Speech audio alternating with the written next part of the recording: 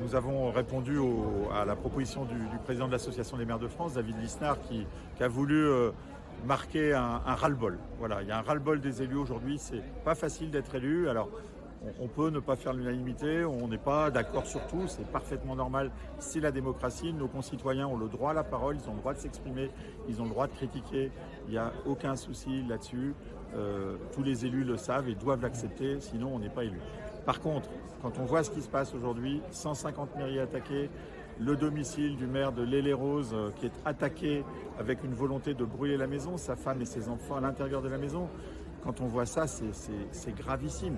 Là, c'est clairement une attaque contre la République. C'est une attaque contre le premier rang de la République. Les maires, les élus, c'est ceux qui sont au quotidien, au contact avec nos concitoyens, qui essaient de régler les problèmes. C'est parfois pas toujours facile, on n'a pas toujours les moyens de faire ce qu'on souhaiterait faire.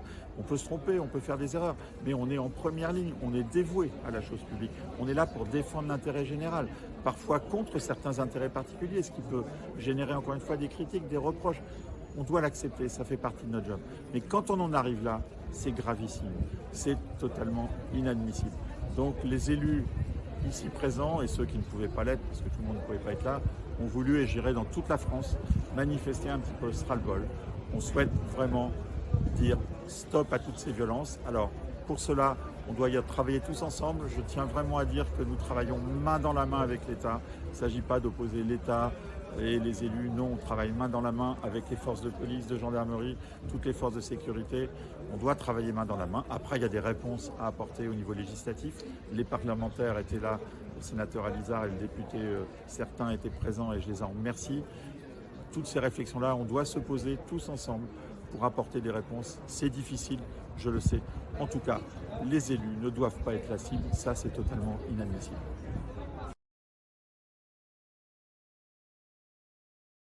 C'est déjà une souffrance personnelle quand on est victime de... Alors bon, c'est très rare, hein, ça arrive, mais c'est très très rare.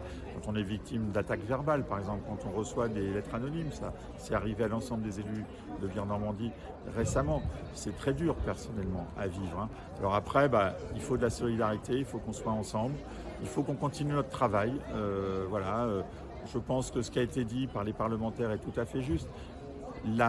C'est une minorité qui s'exprime par la violence. C'est une minorité. Mais la majorité de la population n'adhère pas du tout à ces manières de faire. Donc il faut que cette majorité aussi, elle s'exprime, elle montre qu'elle est là, qu'elle fasse valoir un autre point de vue. Encore une fois, il ne s'agit pas de dire qu'on aime son maire, on aime son... Non, on peut avoir des avis divergents, on peut être un opposant, c'est pas un sujet, c'est pas un problème, c'est la démocratie.